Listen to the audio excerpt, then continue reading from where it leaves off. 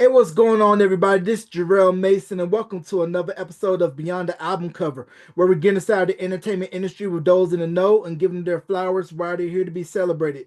With me right now, I have a man who has experience in the video promotion marketing lane over 20 years. We're going to talk about the birth of music video, pre-music video, where does music video fit in today's current social media landscape, all that and more with Andy Gesner of Hip Video Promo. Andy, thank you for coming on Beyond the Album Cover, and it's a pleasure to have you on. Jarrell, I am grateful for the opportunity. Yeah, I appreciate you taking the time, showing interest, and reaching out. So let's get right into it without delay. So, where were you born, and what made you want to get into the business of music video marketing promotion? Suburbs of Philly, 1961. First coherent memory was my sister coming into my bedroom on a cold, snowy February night in 1964. She was 12, so she was extremely excited because there was a major television event happening that evening. She grabbed me by the arm. She said, "Come on, come on, come on. We're going to watch on TV."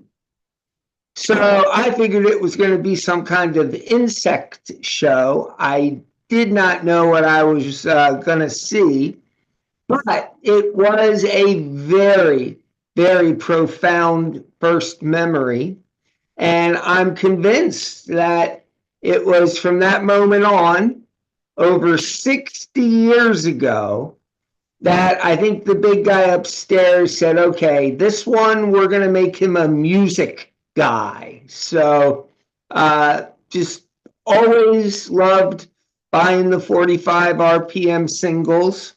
99 cents was the only thing between you and a Beach Boys single or a single by the Doors or Sly and the Family Stone or Otis Redding. And then, of course, in the 70s, that ushered in the hi-fi system. You really had it going on if you had the receiver and you had the turntable and you had the 8-track tape player and the radio tuner. You were all set to go. The only thing missing was a subscription to Rolling Stone magazine, and you were all set. Oh man, so I want to talk about real quick. You mentioned how the Beatles on Ed Sullivan was a landmark moment for you, your first musical memory, and how they took advantage of what was still a new medium at the time of TV. And it was the appearance that really launched them here stateside. Because as we know, the infamous story was that they tried to get signed by Chess Records in Chicago, but Chess passed on them. Then Capitol ended up swooping them up and they became a huge worldwide phenomenon. So it was really the first moment where if internet was around during that time frame, it would have broke the internet because they were literally virtually almost unknown in the States until that performance. And for those that don't know or too young to remember Ed Sullivan, if you went on that show, you were going to be a star in the making if you got to be on that show, and it definitely made the Beatles into a overnight sensation here in America. It was remarkable. It was a phenomenon. And even as a little kid, you couldn't help from getting swept up into it. The older kids thought they were the coolest. And as a little kid, you want to be cool too. So you look to your older siblings. And musical tastes at that time were very antiquated, shall we say, old fashioned. That evening, I remember it was a very small black and white television. We're talking 61 years ago. And my sister was on the floor next to me on the left, and my brother, who was 13, he was on the right. And the minute they hit the stage, My sister started twirling around like a whirling dervish, screaming just like the young women there at the theater in New York City. And I remember looking over at my brother. His jaw had absolutely hit the floor. But imagine this, Jarrell. I turn around, I look at my parents on the couch. They were aghast.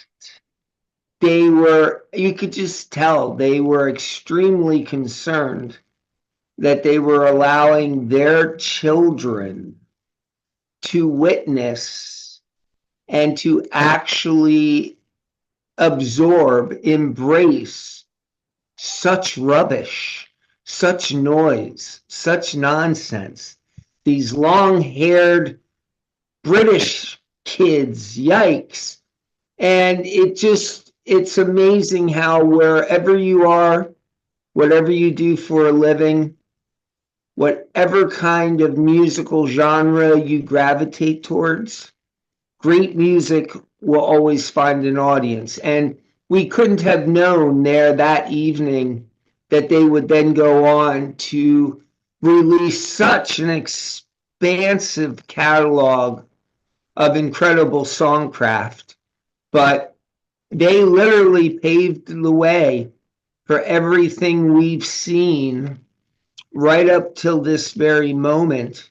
And to be able to see and witness in real time the evolution of popular music has been such a blessing. I thank God every day that I've been able to witness it all. And of course, when I became a teenager, I wanted to be just like Paul or just like any other artist out there in a band. So I went and purchased a bass guitar, got with some great musicians. And from 1980 until the year 2000, I lived it, breathed it, sweat it, bled it, up and down the East Coast, putting out record albums, doing the radio interviews, and going to see the other bands perform, and making great friends, and doing everything that an artist has to do. I've always said it's about consistent, sustained promotion. But at the age of 39, 24 and a half years ago, I realized I'd either have to reinvent myself within the music industry, or perhaps, I don't know, what I would have done. Probably would have gone and sold appliances at Best Buy. So I am living, breathing proof that if you can't do, teach. Mhm. Indeed. And I want to go back to when the Beatles on Ed Sullivan because, like I mentioned, television was a new medium still at the time, and radio was the most dominant form of the day, where it was the social media of its day, where you relied on your local DJ to tell you, okay, this is the hot record. Get that top 20, 30, 40, or 10, depending on which market you're in, survey, and then you go to your local record store to find out what's your hot records that's selling. And this was where it was you didn't have the instant be able to go to somebody's website to be able to say, I have a record coming out, go here. You had to wait for the next appearance when they appeared on a show. And it was during that time frame, mid to late 50s, early 60s. It was really that first time where you had youth culture. Rock was youth culture, and all the acts that came from the early eras of rock and roll, and also a little show out of Philadelphia created by a man that you may have heard of, Mr. Dick Clark, America's oldest teenager, created a little show called American Bandstand, which was appointment television for teens around the country, and it spawned local shows in various locales to do their own versions of American Bandstand, and also paved the way for Dancing on Air, another Philly area dance show, which later remorphed nationally into Dance Party USA, which was where Kelly Ripa got to start. And don't forget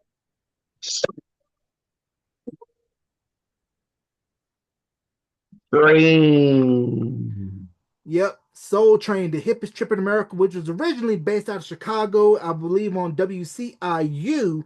Don Cornelius had a vision and it became a local hit. And then he said, let me branch out west where most of the record labels were moving to at the time for easy access. And I believe the Chicago version ran for maybe a year or two after the syndicated version went nationally, only in 8 markets, by the way, initially. And then it became the worldwide global phenomenon that we still know and love to this day. Don Kirshner's rock concert. Hmm. Yes, Mr. Don Kirshner's rock concert, the man that brought you to the Monkees, and one of the members of the Monkees, Michael Nesmith, since we're talking about hip music video promo, he preceded MTV by a year because he had a show called Pop Clips that aired on Nickelodeon for 1 year around 80 81. It was the precursor for that, and it was used as a promotional tool to promote the acts that were on Warner Communications, and then later Warner Communications and American Express, Warner Amex, got the idea to say, let's take advantage of this new medium and we're going to put music and visuals together to form what we come to know as MTV. So, what was your thoughts when MTV first hit the scene? And that did you think that it was going to cut into people going to see their favorite artists at concerts and really place a premium on the look as opposed to the overall talent when MTV first came into play in 81? 20 years old, we had never truly listened to music with our eyes. We didn't do it that way. We listened to music, many cases, with the headphones, with ear coverings the size of bagels, and we plug it into the receiver. And it led to a much more imaginative interpretation of the art you were consuming. Now, if we go back 43 years, the idea of cable television, it was at the time, Jarrell, as revolutionary as an internet connection. We had ABC, we had NBC, we had CBS, and we had PBS, and we had UHF channels. And it was all about the rabbit ears and trying to get the best connection to the terrestrial television channel. And cable TV, we weren't quite sure what to make of it. In the beginning, there were only maybe a dozen, maybe 15 different outlets. Many of them still here with us, like CNN. The date, August 1982, all of a sudden, it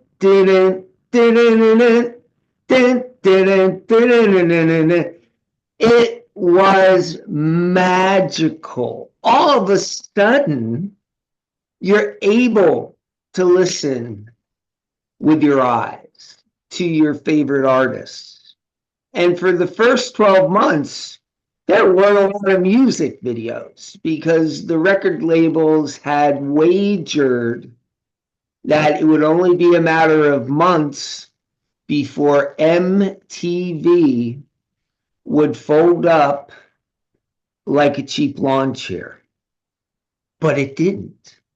Now, all of a sudden, any artist that had the smarts and the fortune to create a well-crafted, fully realized music video saw an enormous boost in their sales. And so what was probably considered a long shot of staying in the music industry arena became a phenomenon which now has lasted 43 years. And just in the last couple weeks, many of our cherished clients here at HIP Video Promo have landed on MTV or MTV Spankin' New, MTVU, MTV Live, Yo MTV, MTV's Biggest Pop. And it's still true, Jarrell.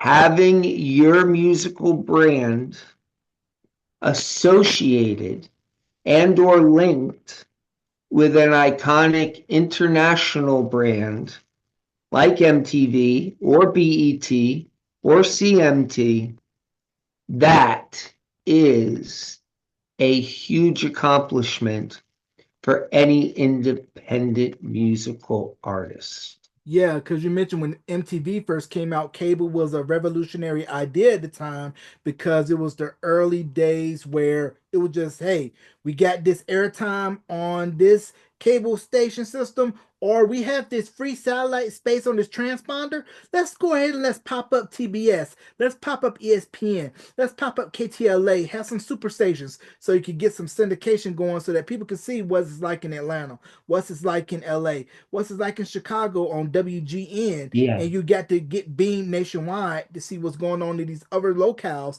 But I should mention that when MTV first launched, that it wasn't available nationwide because not all cable carriers carried MTV. Hence the I Want My MTV campaign, which was a nod to the old I Want My Mapo commercials from back in the day. So they just updated that for that new generation. But because MTV wasn't widely available yet, a lot of markets created their own localized versions of MTV depending on where they were. And hopefully, the record labels didn't notice because they didn't probably have the rights for those videos and they probably would have gotten taken down, shut down, and did away with. But because since the medium was so new, a lot of people didn't think that MTV, like you said, would stick. But hence the I Want My MTV campaign, and that caused carriers nationwide to start carrying the channel, and they probably saw a spike in subscriptions once MTV got added to the cable lineup package. Absolutely true. All sage wisdom from a young man who has absolutely done his research. I am enormously impressed, Jarrell. Wow, yes, you are absolutely right. There were the super stations like WGN. Not that anyone would necessarily be that interested in what's happening in Chicago. But many of the channels that I began pitching to in the year 2000 were very much those channels you just described. California Music Channel out of Oakland, California. They were right there in the beginning. JBTV in Chicago. I think they began in 1985. So now that music videos and artists were really putting in the time and effort to make visuals that were outstanding, can anyone say Thriller? It's just been an incredible run here because in the year 2000, it had been suggested to me that trying to figure out what I'm going to do. It was suggested to me, Andy, not for nothing, it's only going to be a matter of time before the entire human family will be able to watch music videos on their computer.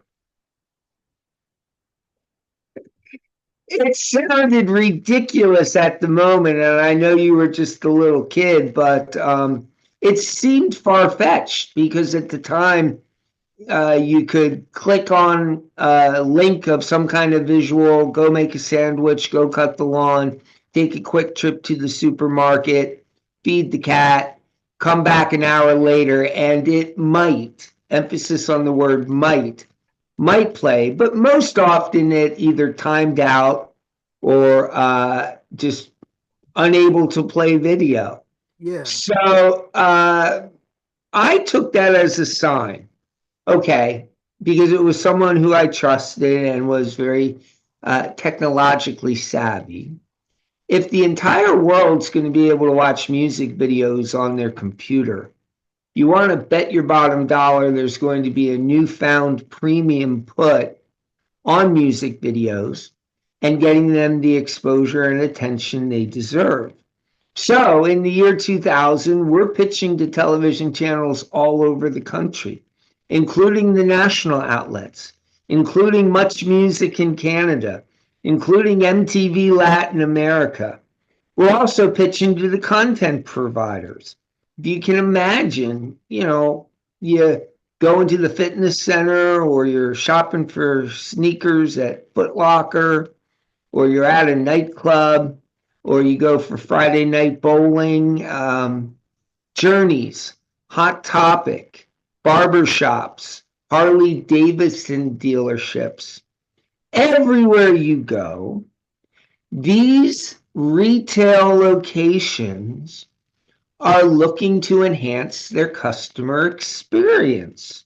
So they hire companies like Promo Only or Clubcom to provide in location entertainment.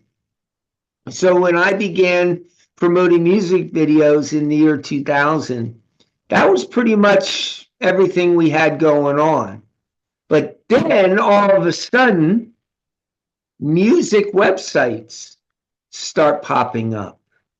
Actual places you can go on the internet to find out about new music. It was no longer this yearly subscription to Rolling Stone or NME magazine. You could literally go on the World Wide Web and find out about almost any kind of musical genre. And with YouTube hitting the world 20 years ago this year, just it has literally revolutionized the music industry. So if I had been a wildcat oil prospector in the 80s and 90s, every oil well I dug came up a dud. But with hip video promo, right place, right time, very blessed. And here we are almost 25 years later. Yeah, and it's funny you mentioned 2000. I was 15. So to kind of think about how, my generation, the millennials, we were the last ones to get that old school analog raising, but see the early years of the internet where we had to deal with 56K dial up DSL cable modems and 350 free hours of America Online via that startup disk and that clunky Netscape browser, having the crowd on to the computer screen to pull up a real player where the codec wasn't perfect and you had to have a separate attachment for a webcam because they weren't built into computers at that time. But how, back then you had to make a choice with your hard-earned money. Where at least in my neck of the woods, it was Camelot, where you had to decide: do I want to spend $20 on this CD, or do I want to spend 11 or 12.95 on this cassette? Even though the CD is going to cost you a little more, but you know that it's going to be a higher quality because CDs at that point had been out since around, I want to say, mid 80s. And a lot of people, when CDs first came in, were replacing their vinyl collections for CDs.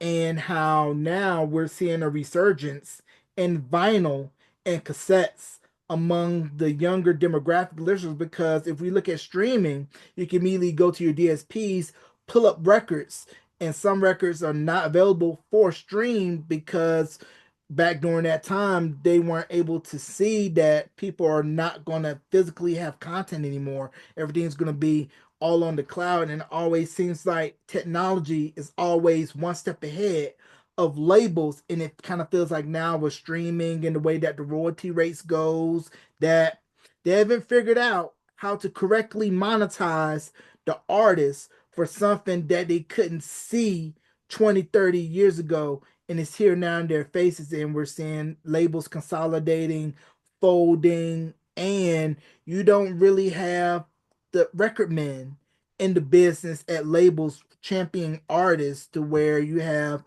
analytics and data is running the business where you got algorithms telling you, oh, because you like this person, we're going to give you similar artists that you think you will like. It feels no soul. It feels as if I'm not going to get a personally curated playlist or content by somebody I know and trust, where I'm just relying directly on algorithms or data management analysts to tell me this is what I think I should like or what I should watch based on because I watched or listened to these three videos or these three records, and I'm just gonna compile similar things because of what your listening and viewing habits tell me.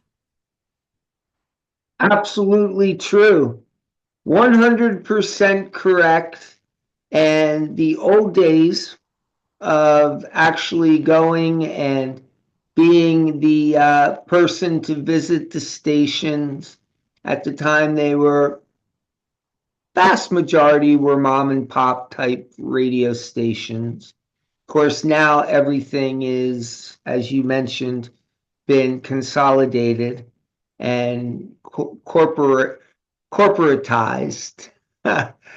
And when I began Hip Video Promo, I starting in 2003, I started doing a tour of the country visiting the video programmers. So I'd head down the East Coast, stop in Washington, stop in North Carolina, stop in Tallahassee, uh, all Miami.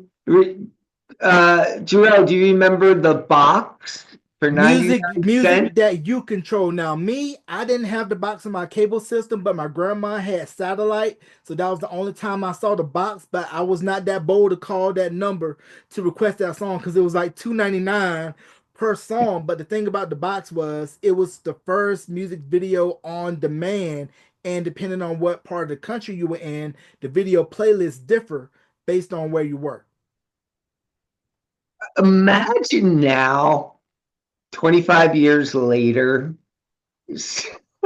spending $2 and 99 cents to watch a video. It's just It's wild to think, but we were doing it back in the day, like I said, because that was where you got to control what you wanted to see, and then also thinking back, with TRL, when you look at TRL, it was really the first social media interactive show when I think about it because they had the early forms where people would go on to the website, send their emails when the videos were scrolled through, fan interaction polls. All the fans were lined up outside of Times Square in the studio, which I believe is now where CBS does their stuff. But just to think of how that along with everything to come on after that was where what we kind of get to now where artists can go directly to their fans via social media where it's no longer the days of having to pay a membership fee to join a fan club. You can just go directly to the fans page, hear from them, and if you go to their website, you can sign up to be on their exclusive member list where you can get pre-sale ticket access, exclusive merch, discounts on concert tickets, various things. Whereas, like we mentioned earlier, back in the analog days, you had your fan clubs, you had BET, you had MTV, you had these third parties that went directly from the fan to the artist. Where once internet and social media came into play, that middle party got erased, and the artist can go directly to the consumer and vice versa. it's all about tomorrow's technology, knowing about it today. It was I think 2007, 2008 when of course we established our YouTube channel like right in the beginning, I think right at the end of 2005. But then we had something called Facebook. And not shortly thereafter, we had something called Twitter. So clients would say, Andy, because I'm the one man sales crew. I get it. If you're an independent artist, you want to talk to the marketing company, but you want to talk to the person in charge of the marketing company. Joe would ask me, okay, Andy, do you know anybody in this music industry who can help us figure out all this social media stuff? So, not one to miss out on an opportunity. I am entrepreneurial spirited. I went to my team. I said, look, we're going to start helping clients with Facebook and Twitter. And they all kind of rolled their eyes. Like, yeah, that sounds like it's dressed in overalls and looks like work. And of course, I gave them the icy eyeball. I'm like, look, we have to be here. We have to look at every spoke of the wheel. We're going to start helping our clients with social media marketing. So we've been doing that now for 15 years. And it was 2016 when I was asked many times, Andy, do you know anyone who can shoot a music video for us? Or Andy, who would you recommend to have us make a lyric video? And I'm not one to refer people out because unless I am 100% sure that they're going to do a good job, I'd rather just, because I've been burned, Jarrell, recommending people and then them dropping the ball, calling it in, and that's a bad reflection on us. But hip video productions, we do make visual content.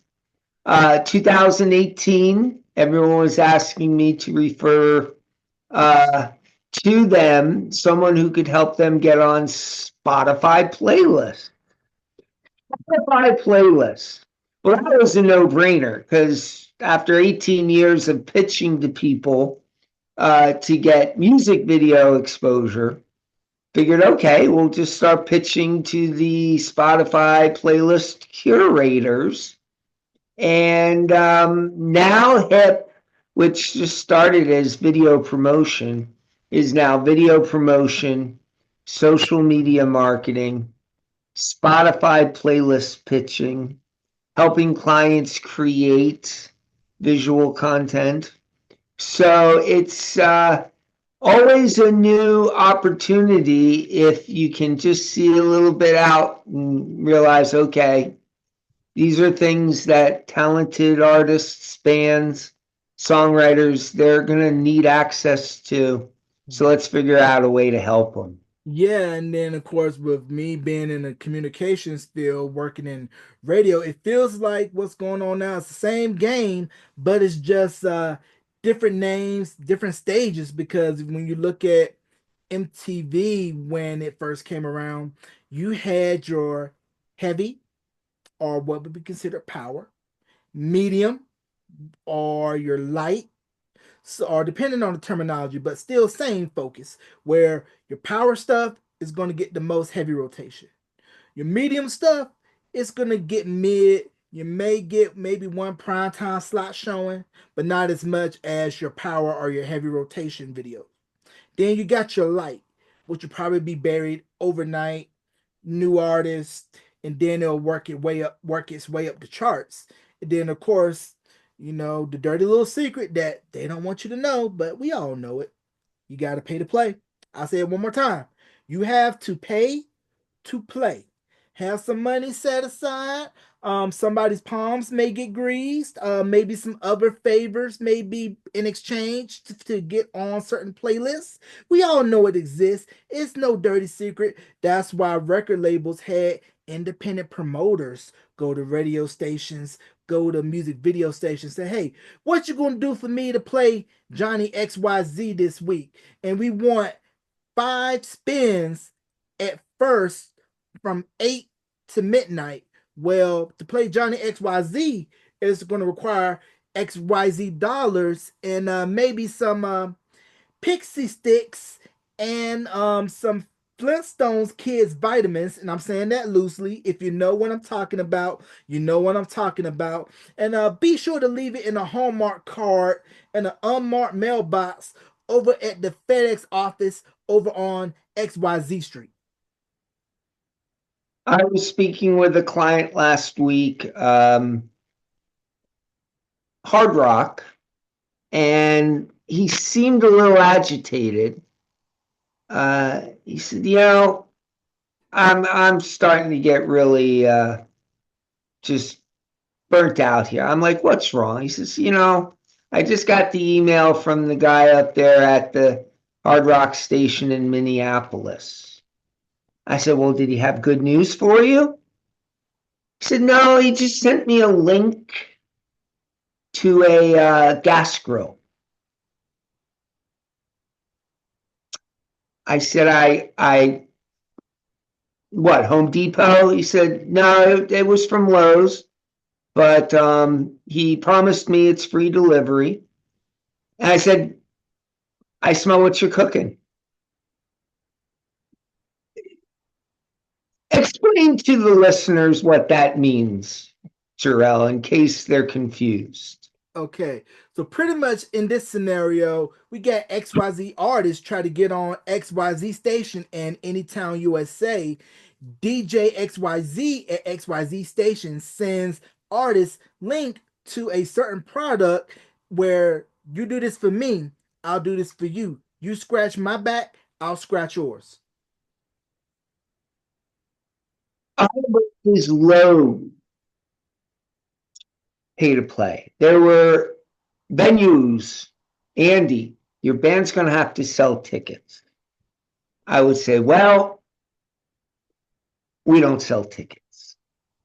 And they said, well, then you're not getting the gig. Like, okay, all good. Sometimes you have, I mean, you got to stand up for yourself.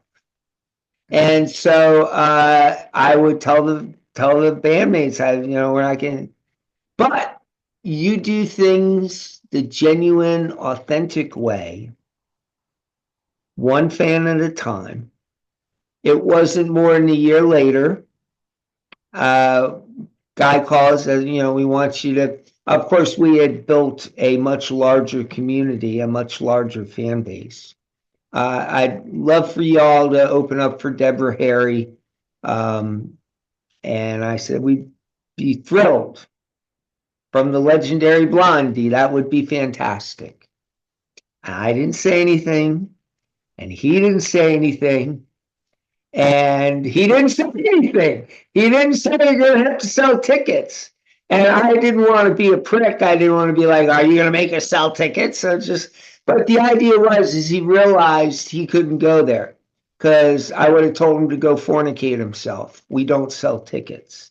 Now, as an up and coming independent artist, you need to be genuine, authentic, make a human connection, consistently promote and post. But the surefire way to be immediately pegged as a fake, phony fraud, liar, faker, fairy tale maker is to go buy a bunch of sorry ass fake YouTube views. Do not do that. Why do that? But Andy, I want people to think I'm popular. And I say, hey, sport, cupcake. It doesn't work that way. If you have the video out for 4 days and you have 37,514 views and a whopping 14 likes and 2 comments, everyone's going to know you're faking it to make it. And that is not a good look. And what's more, Jarrell, people buy fake comments. Really? fake comments? Do you not have any self respect? Fake subscribers, fake followers. Uh, can you tell this has hit a button on me? Yeah, it's like you artificially boost, you stack the deck as to pre-social media. Like you said, you had to go out, beat the streets, do promo runs, do those radio press runs at 5, 6 in the morning, build that fan base organically, where because you had real people in the industry inside knowing this is how we're going to market you. We're going to slowly do a rollout and then vamp up when we get to the national rollout. Whereas now you can easily manipulate the market by buying clicks, likes, followers, subscribers, comments in order to build a temporary short term buzz where you're thinking of the short game instead of the long game. And I kind of think that's one of the downsides to social media is that there's no room, I think, in my opinion, for legacy acts where people can build legacies, can build brands. And the downside, I think, of being a legacy act in today's time is that because you're so well established, well received, that if you put content out that is not of familiar XYZ tune that we all know and love 20, 30 years ago, we're going to say, what is this? So it's a catch 22 where the new up and coming artists I feel don't have a chance to really build legacies, build brands, and the legacy brands don't necessarily really have the wiggle room and the freedom to be able to be uncaged from the trappings of the success that made them very successful at a time when the industry was making hand over fist over money because of the physical mediums still buttering their toast. Remember back in the day, you would play a song on your radio show. Maybe it was a new song, or maybe you had played it a couple times before, but not even a quarter of the way into the song, certainly halfway into the song, the phones start lighting up. Hello, WRSU? Yep. No, yes. Yes. And all of a sudden people are calling. It's like, what is this song? This is freaking great. And you you hang up the phone, you get another call. It's like, who is this song? This is freaking great. And you realize that you're playing an earworm, something that is absolutely capturing the zeitgeist. When we started working with 30 Seconds to Mars in 2002, they were brand new. A lot of people counted them out because Jared was more well known as an actor than as a musician. But the video, they would play the video. The first video, 30 Seconds to Mars, Capricorn. All the people I was sending it to were like, this video is like over the top. Like everyone's like reaching out about it. Same thing happened with Maroon 5 in 2005. Paramore, 2006. Sia, 2007. I mean, being in on the ground floor with artists like this, you can never know. You can never know for sure. I mean, great music will always find an audience, but, you know, as presenters, we present, but the public decides. Now, the Lumineers in 2012, even though we had social media, we had everything else. The reason those guys wrote that Ho Hey song was because they were trying to get people's attention in the insufferably like Lower East Side, Brooklyn clubs where you had to be cooler than anyone else. And so all the shouts and the haze and all that was to try to get their attention. But I remember interviewing them at South by Southwest in 2012, and their star was just starting to shine.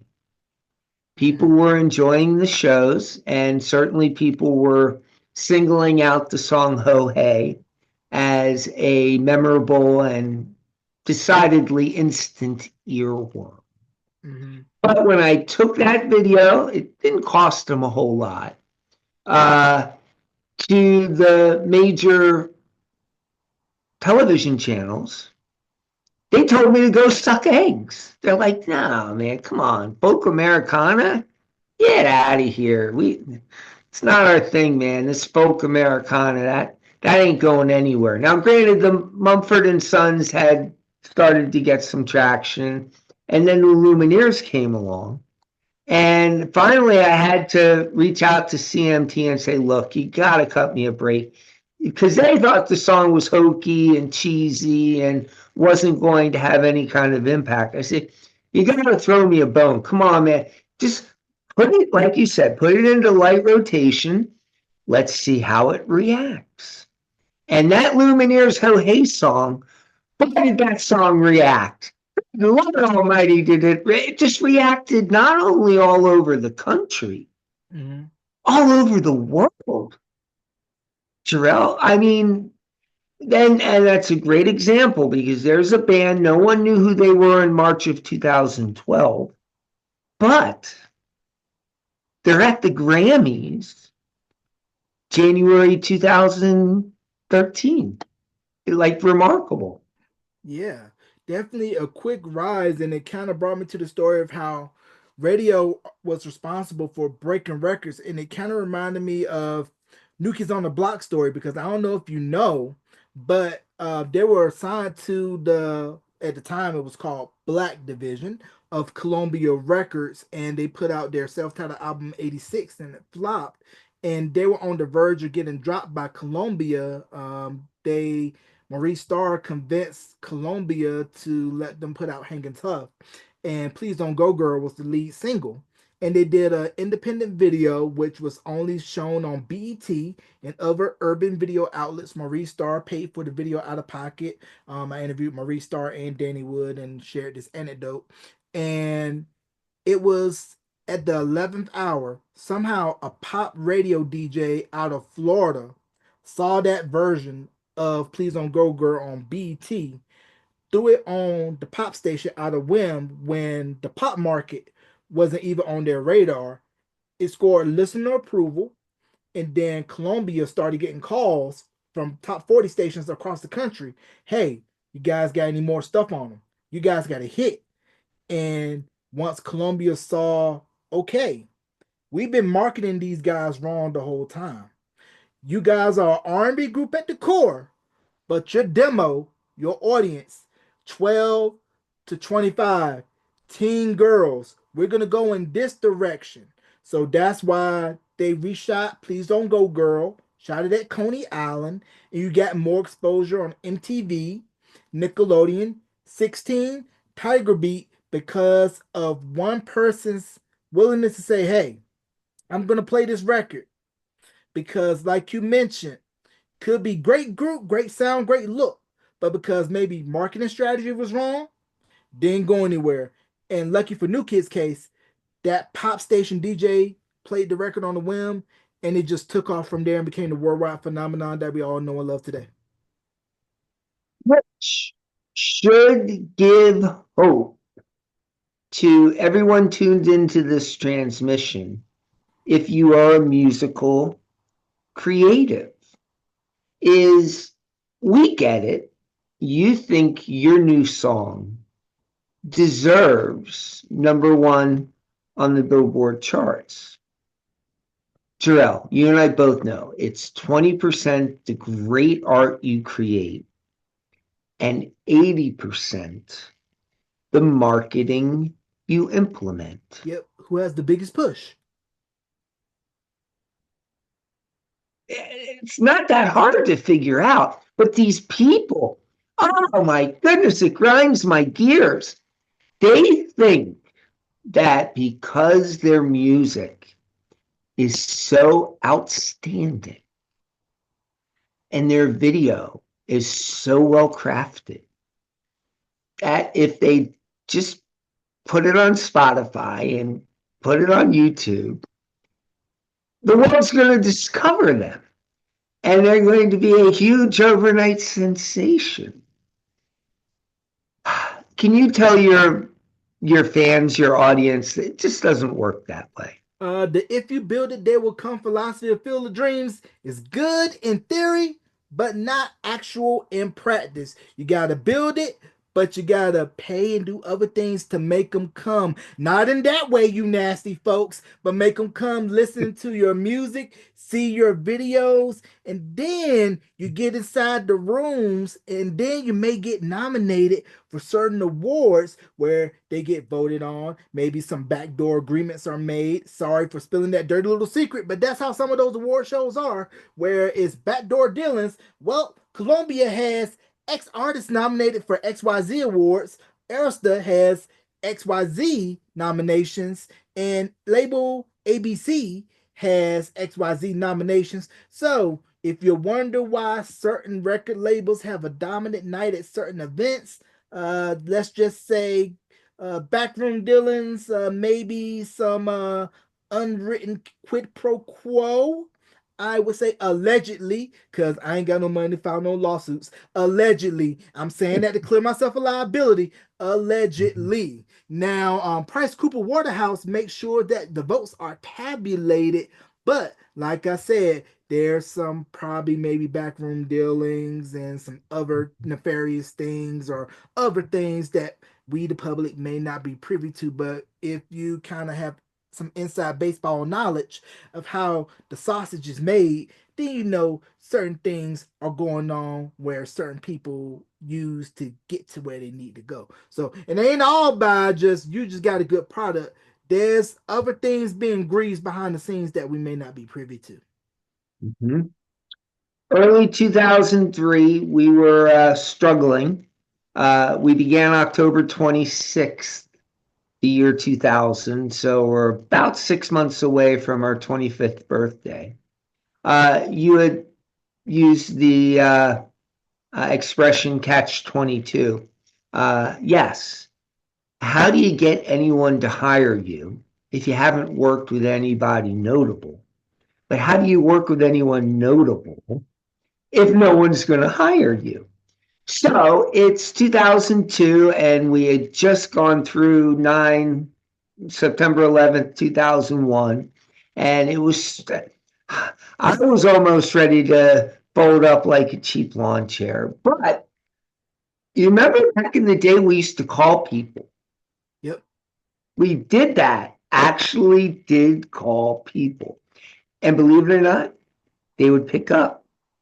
And I would call all the labels that I was big fans of, whether it was Sub Pop or Polyvinyl or Elektra or Drive Through Records or Tooth and Nail, Helpless, so many great labels, Fueled by Ramen. So one of those labels was Lost Highway. And I'd always respected Lost Highway for all the great artists they championed.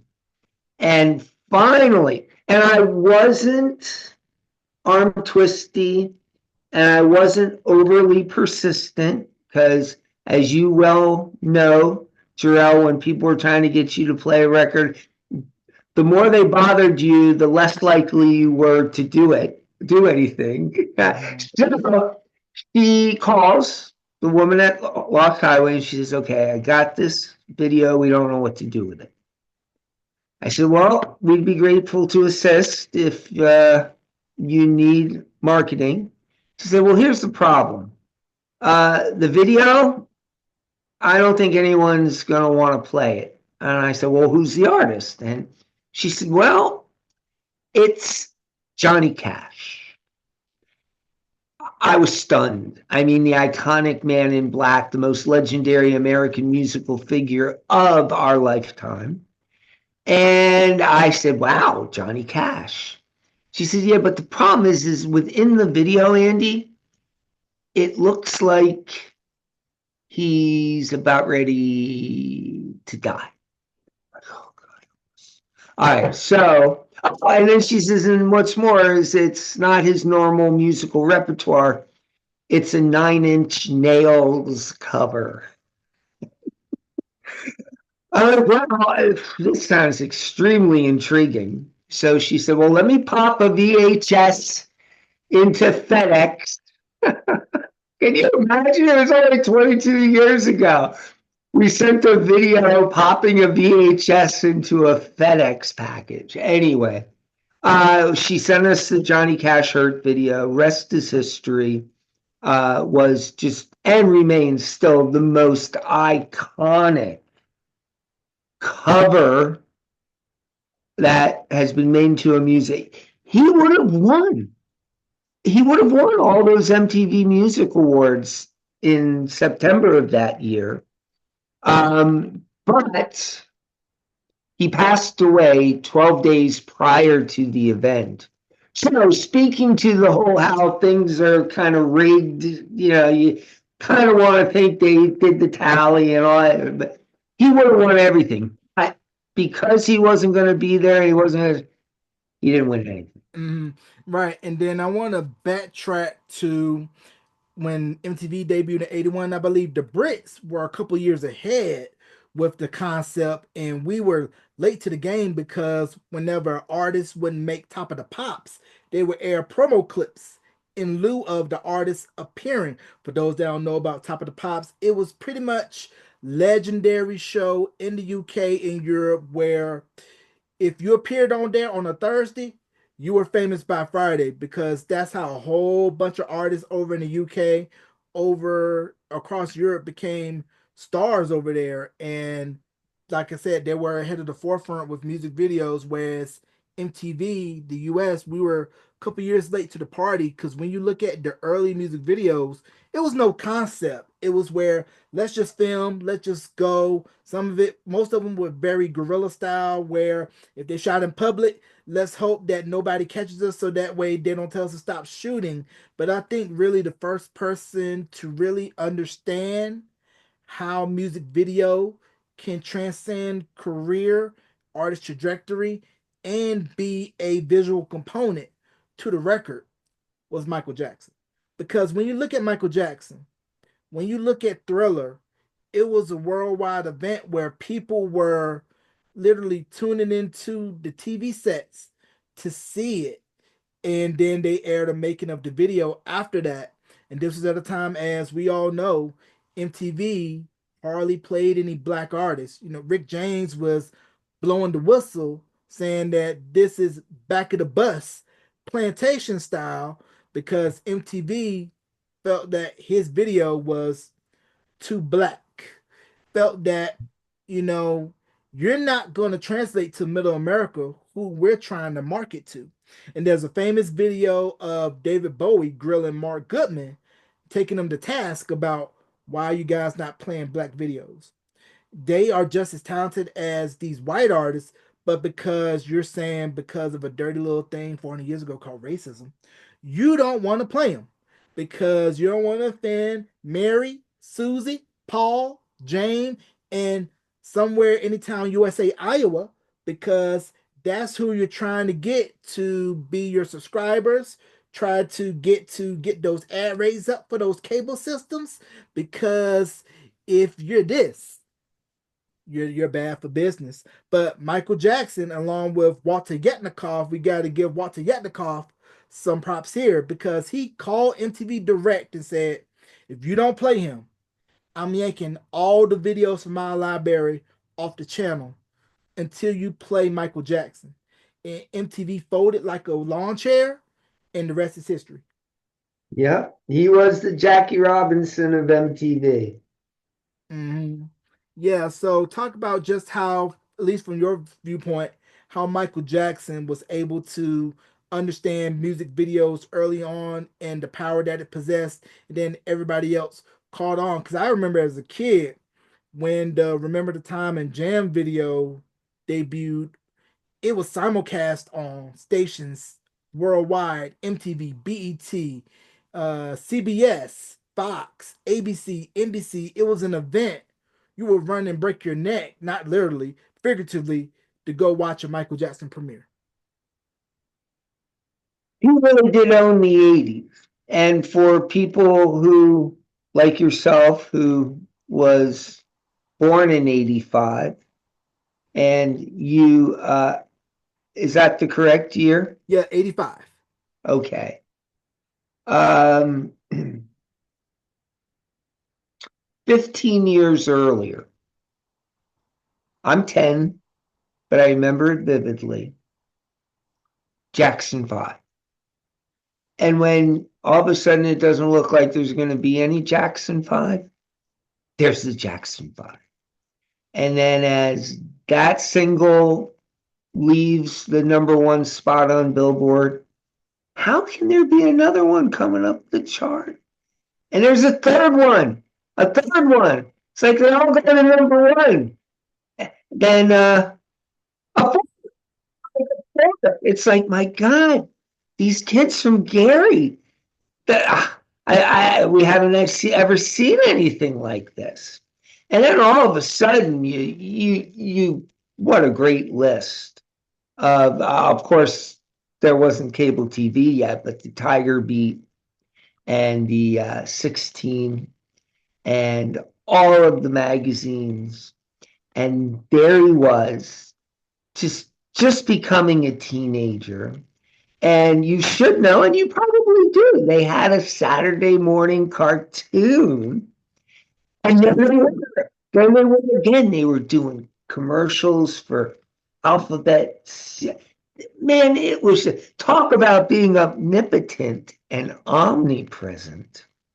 And it was just, as a little kid, it was just because, the Osmonds, yeah, I get it. The Osmonds, but you could just tell with the Osmonds that wasn't going to happen, that wasn't going to last. But with the Jacksons, didn't matter whether they're Jackson 5 or the Jacksons, or it just, you knew this was going to keep going. And keep going it did, because Michael, just talk about an impresario. The guy could just do everything, and he could dance. I think it was that moonwalk that really captured the world. And, that's what's important to know as a creative. You're more than just the songs you write. You're a freaking public figure, you know?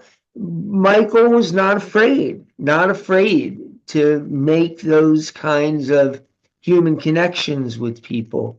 And certainly, think about the pressure and the intensity and the scrutiny.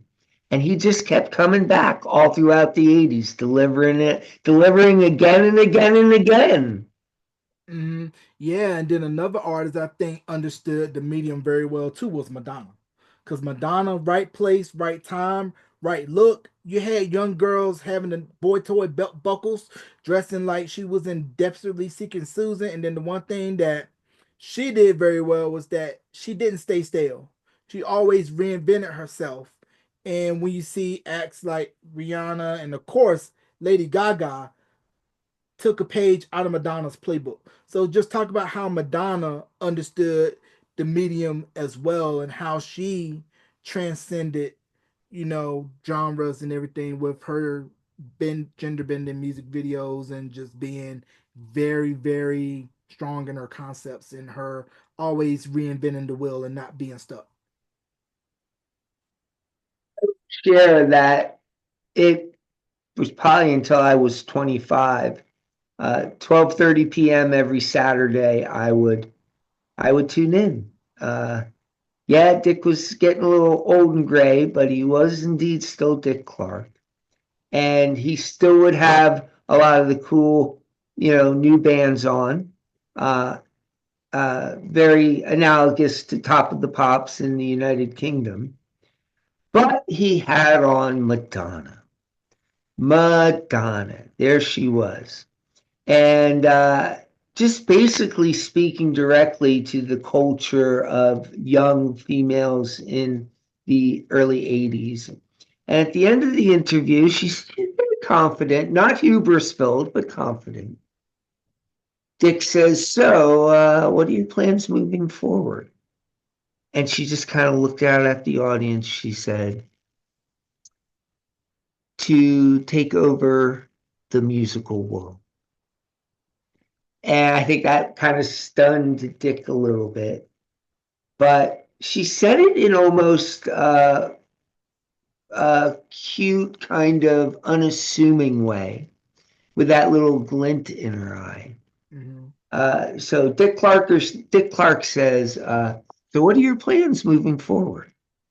Pause to take over the musical world. That takes some real fortitude there, but she did. She did it. Mhm. Uh, just no doubt about it. She did it, and Yeah, I and was then there. I witnessed it. yeah, and then Prince too also understood the video medium as well, because if you look prior to 1999, Prince was an artist. He was going to make music regardless of whether it was going to be commercial or not. You know, I had a chance to interview Dr. Fink, and he was pretty much sharing with me how he always, Dr. Fink, kept his ears to the ground of what was out. And then when Prince exploded with 1999, that was really the first ascent that, okay, I know how to manage and mesh being an artist, but make records that was gonna be commercial. And then when you get to Purple Rain in the soundtrack, when you're listening to Let's Go Crazy, poppy hook, pop sounds, artistically strong, has hint of Blitzkrieg Bop by the Ramones in there, because it's hey, oh, let's go. Oh no, let's go. It has that punk vibe to it. And when you get to Dove's Cry and all the songs off of there, that's when you knew, okay, he figured out how to be an artist, but also make things that were very commercial. And when you look at the videos as well, very artistically well done. And Prince didn't play by the rules. He was gonna play by his rules, and he was always gonna champion for the artist to be more than just an artist. I mean, he wrote Slave across his face when he was going through his record dispute with Warner Brothers, and he would always school artists on how the industry worked. And Michael Jackson was good for this too. That he will always school artists, okay, make sure you have this in order. Make sure you keep your publishing. Don't sell it. Your catalog is your moneymaker. So you can't fault Michael for taking the advice that Paul McCartney gave him, buying the Beatles catalog, turning around and using Revolution in a Nike ad. I'm like, well, if you didn't want me to use it, buy back your catalog. Very true. Very true. Buy back your catalog, because that's where the moneymaker is. And it kind of feels like we've been talking about for the duration of this interview, how social media has really changed how we view and we listen to music. And where do you see music videos fitting in today's landscape, where it's bite-sized portions, where you're lucky if you look at something for 15 to 30 seconds. And I don't think today's demo will be able to sit and look at a long form video for over 3 minutes, because attention spans has changed, because we used to have everything quick, instant, want it here, want it now, and we don't want to sit and digest. My feelings, as you can imagine, as a music video pimper, are that every music video for the true fan that will wait 2 minutes, 45 seconds, 3 minutes, and 13 seconds. It is and will remain the most potent and powerful piece of marketing currency you have. It will also remain the cornerstone of your identity. Every music video is easily made into more digestible parts. Even if it's a teaser or you're making comments maybe about a special moment in a video, certainly you have the behind the scenes, you have the fun outtakes. You know, a lot of clients, they really have a tough time putting their inhibitions on the back burner. I think that is one thing you have to be cognizant of. Yes, you got to level up and you got to be present as a public figure. But in the end, we both know what it is. It all begins with the song. Great choreography, great wardrobe, great makeup, great drone flying. All of that is moot unless you've got a great song.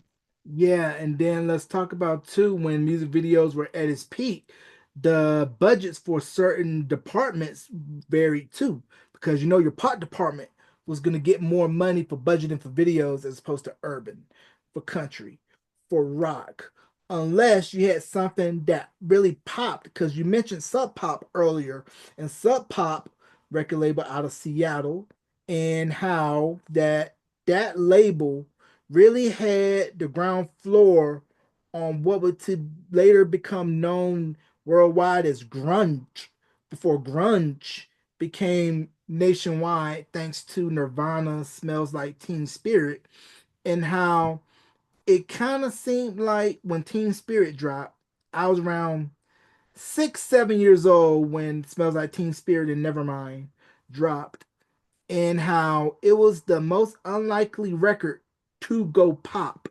with Kurt Cobain, rest in peace, being the most anti pop star, where it was almost kind of like, oh, I didn't expect for this record to be as big as it did.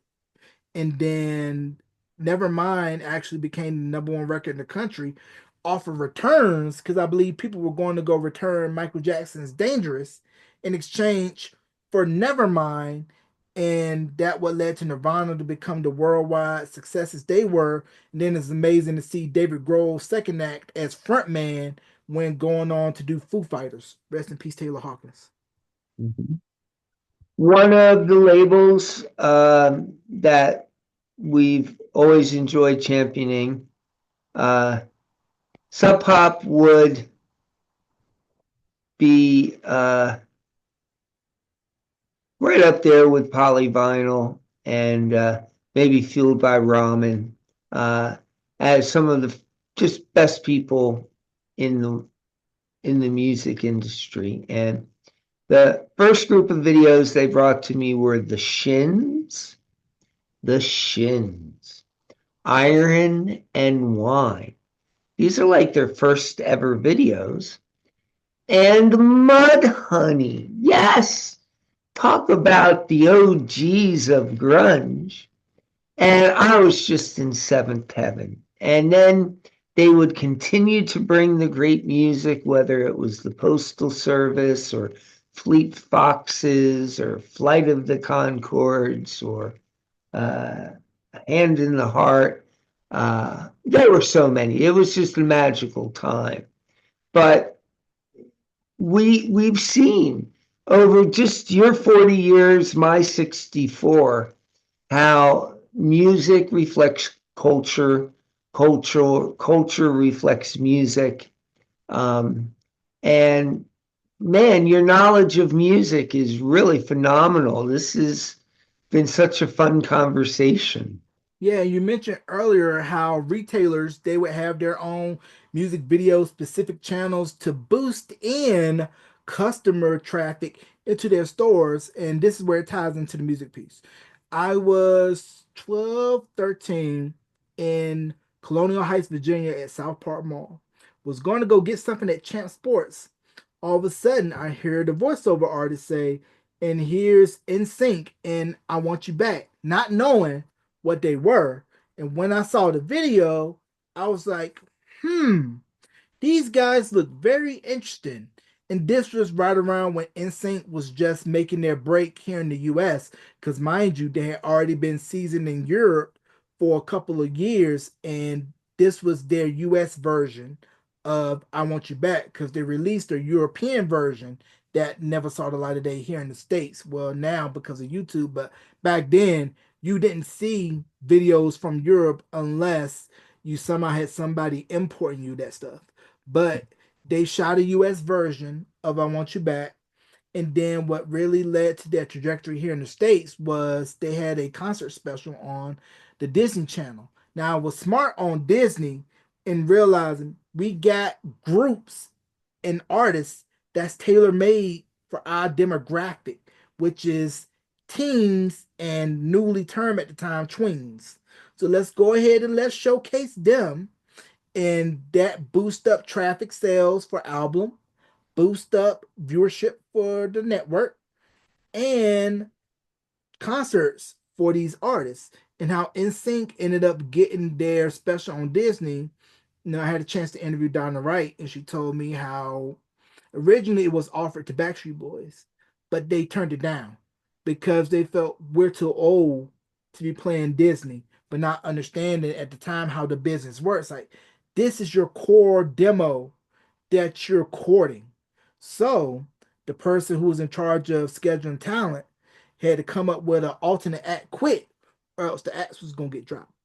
And they were young and hungry, just looking to break in America. And they said, "We'll take it." And the rest is history for NSYNC after that.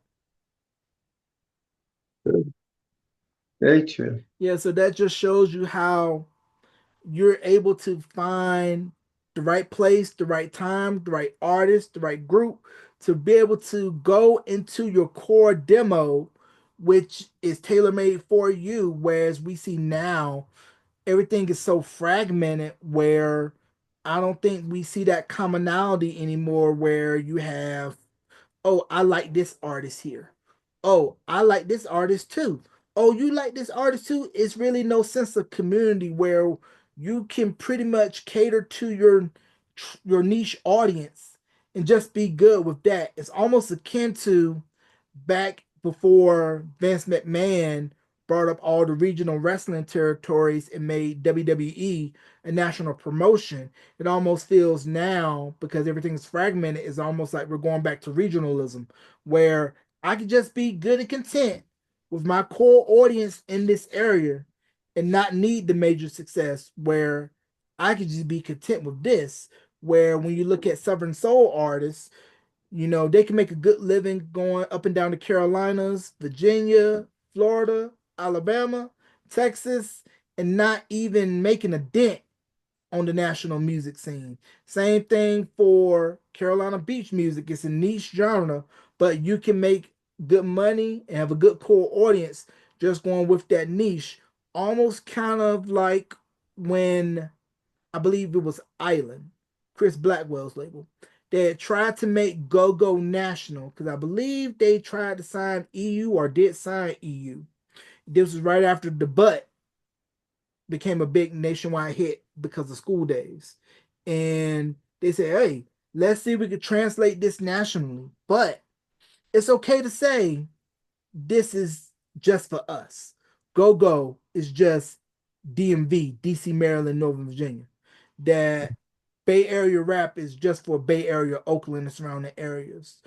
What's popular in Houston is good for Houston. It may hit nationally, but it may not.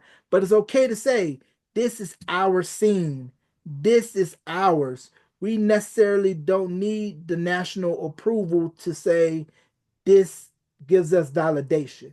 And I kind of feel like with now, we're kind of seeing that where you're content with just having your core fan base and not necessarily needing the approval of having that crossover sound or crossover appeal.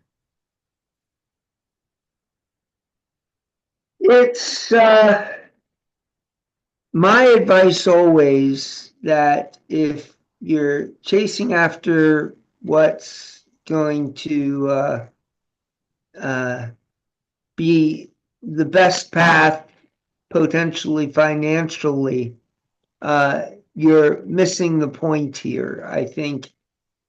And there's been so many examples of, if you just stay true to your own musical heart, speak your truth, you never know. It might be, as you mentioned, grunge came out of nowhere. Heck, when we were working with Mute Records in 2005 promoting the Gold Frap and the Richard Hawley, it was just known as dance music. It wasn't until we started working with Dada Life and Armin van Buuren and Dimitri Vegas and Like Mike and Nicky Romero and Tritonal, that we even had ever heard of anything called EDM. EDM.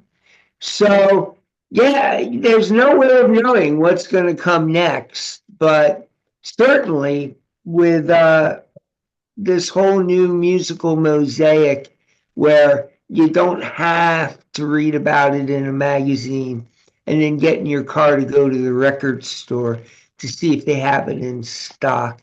And if they don't, you go to the other record store. Now everything's just instant. So, any predictions you have for what's next? Sure. Um, it's really no telling what's next. Like you said, it's a roll of the dice where, like you mentioned earlier, good talent will always find its way, but it's a little bit harder because the barrier of entry has been removed.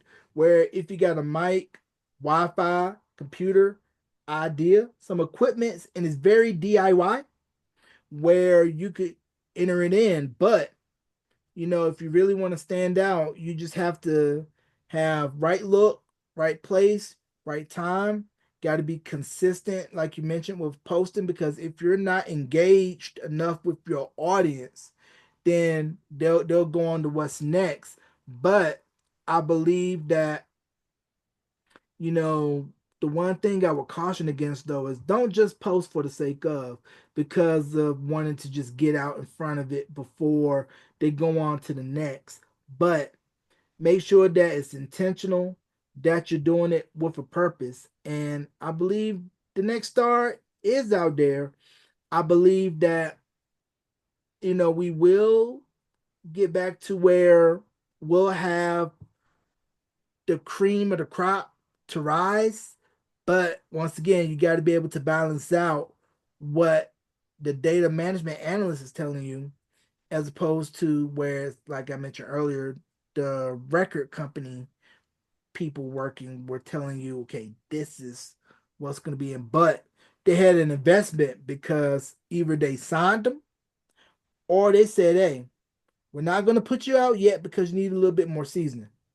We're going to shelve you for a year or two, get you training, get you on some promo runs, almost like how Motown did, where you sign an artist, you train them, develop them, you put them out on the road, you put out content, and then you let the audience be able to build, be able to grow with you. And what we're also seeing now that we didn't see back then was it's no longer a dirty word synergy, where it was you had a dividing line between film, TV, music, and you didn't want to overexpose. Where if you had somebody who's a triple threat, put them on everything. Because the more you stay in front of your audience and you're able to branch out and expand to showcase your full depth of talent, that's just a feather in your cap. Whereas back then it was artists did music, film did film, TV did TV, and it wasn't no crossover in between.